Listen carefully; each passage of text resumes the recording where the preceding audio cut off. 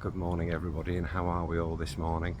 I've just stopped for a little break while out on my morning walk just to have a little chat with you about the very beginning, if you like, especially of the Christian faith and the creation of the heavens and earth, and how that equates with the scientific version of creationism, where the universe was created about 13.5 billion years ago, the earth about 4.5 billion years ago, followed by life evolving from single-celled organisms, etc., right through the dinosaurs to where we are today.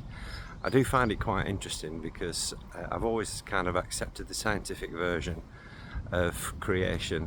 I mean, why wouldn't you? It makes sense when you actually think about it, but I've never really thought deeply about how that marries, if you like, with the biblical version of creation, about how the earth was created in 6 days. Well, everything was created in 6 days. So what do you all think about that? I mean, for me, it's interesting because I've always had an interest in dinosaurs, and according to the scientific theory, dinosaurs died out 65 million years ago, and mankind kind of evolved maybe 250,000 years ago with the very first kind of humanoids, if you like, with Homo sapiens evolving around about 100,000 years ago. So there's basically millions of years between dinosaurs and us, and yet in most kind of ancient civilizations there are dragon-like creatures. Now, how on earth did we imagine dragons? That's what I can't understand. How do we imagine dragons when they weren't actually there?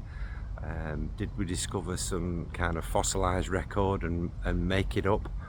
It's just interesting how that this has gone on in so many different cultures, going into, the Japanese, Chinese, Nordic, English. I mean, who can forget St. George and the Dragon? I do find it quite interesting. It's kind of, right, okay, well, if somebody would like to explain to me how that arrived. I know we've all got brilliant imaginations, and you look at cave drawings and the like, yeah, cave drawings tend to be of day-to-day stuff, animals, hunting and those kind of things. It's not really anything to do with dragons, but they are there, in myth and legend. So I do find that quite interesting. And the other thing that I thought about as well is when Genesis talks about the creation, isn't it, talks on the first day. Well, on the first day there was no earth, so how long was a day? I do find it quite interesting. So you can say, well, okay, the first day might have been 10 billion years, who knows? But I do find it interesting. So by all means, let me know all your thoughts about how you kind of marry these off. I mean, I don't. I mean, I for myself, I suppose, when I look at Genesis and the stories in Genesis, I'm not looking at it literally. I'm kind of looking at it allegorically, if you like. And so for me, I can see what was tried to be done to explain the beginning to people who lived 3,000-4,000 years ago, and how to do that in a kind of coherent manner where people would accept what you were trying to tell them.